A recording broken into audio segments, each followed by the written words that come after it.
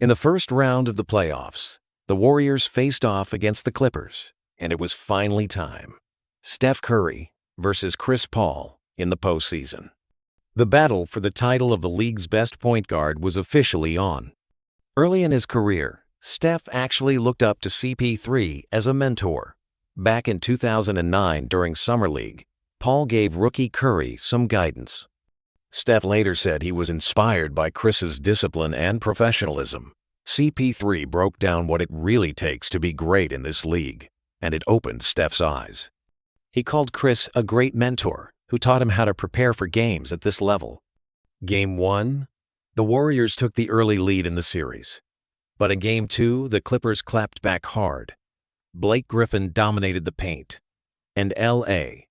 ran the Dubs off the floor, blowing them out by 40 points, 138-98. Then in Game 4, the series took a wild turn.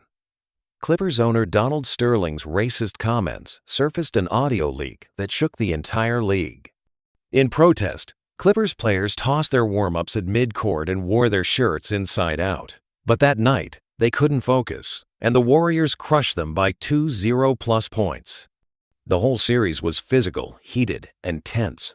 It went back and forth, eventually tied at 3-3, setting up a do-or-die Game 7.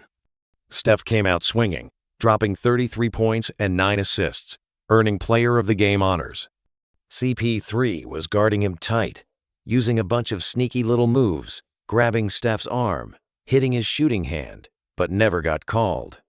One of those came on a potential game winner from Steph that got no whistle. The Clippers went on a second-half run and ended up taking Game 7.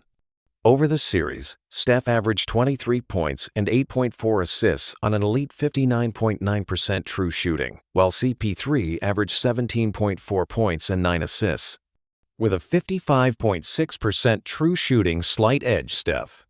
But after the loss, tensions boiled over. In the tunnel, some Clippers players mocked the Warriors, saying, "Man, that locker room's quiet after a loss." The Warriors weren't having it.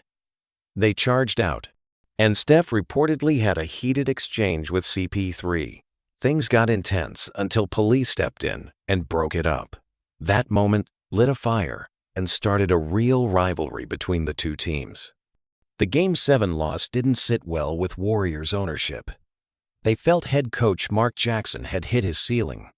Owner Joe Lacob had told Jackson to hire the best assistant staff in the world and gave him full freedom to do so. But Jackson insisted his current staff was already the best, which didn't fly with ownership. Still, that season was a turning point. Klay Thompson developed into a legit all-star with all-time great shooting touch and top-tier defense. Draymond Green stepped in as a starter when David Lee went down, and this second-round pick found his place, especially shining in the final 3 games versus the Clippers. Andre Iguodala kept getting more comfortable and quietly posted the best plus-minus rating in the league. The foundation was being laid, and the Curry era was about to begin.